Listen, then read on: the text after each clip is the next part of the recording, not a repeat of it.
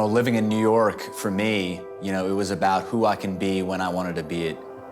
I really had no fear of people whatsoever. I was the crazy kid, if you would, was that I was always confident enough to give a solid answer, even if it wasn't the truth. I was really good at manipulation, really good at spinning. My tongue was a tool that I used to get whatever I wanted.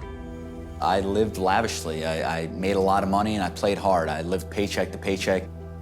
I also found myself with a tremendous amount of rage when it came to not having my way, and thinking that I was better than everybody and slamming the phone down and saying things that, I would look back on as regretting. The anger ultimately, would be the downfall of me in losing that job. I remember getting a phone call and they said, Jared, because of your actions, both from a perspective of not keeping your mouth shut, from a professional standpoint, whether it's telling inappropriate jokes or just your anger, we're gonna have to let you go. And so in that, I lost a phenomenal job, which was a very, very tough time for me. It was about 7 months after I moved to Dallas, I fell into a state of depression.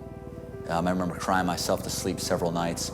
It was the third night I did that. I woke up the following day with this strange desire to find a church, which was the first time in my life I've ever felt that.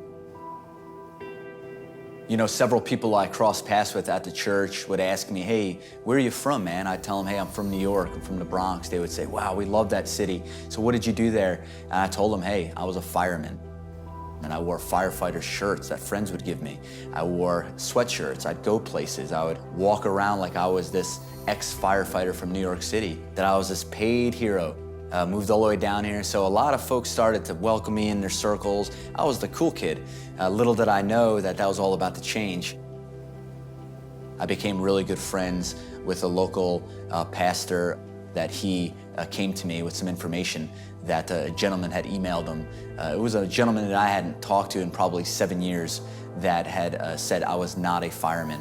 It was then that the truth was brought to the light. It was after getting caught I would finally have to confess all that was true and all that was false. And it was a few folks that I had met, some good friends that I'd come across that said, Jared, we don't care who you are or where you came from. We love the guy that you are. That's all stuff I never actually heard in my life, and it broke me down. It was the first time that I actually heard somebody say, hey, we love you for who you are, and something I never experienced even as a child. And so it was a freeing feeling, but still, nonetheless, it was a lot of work ahead of me to try to rebuild a lot of that trust that was lost with people.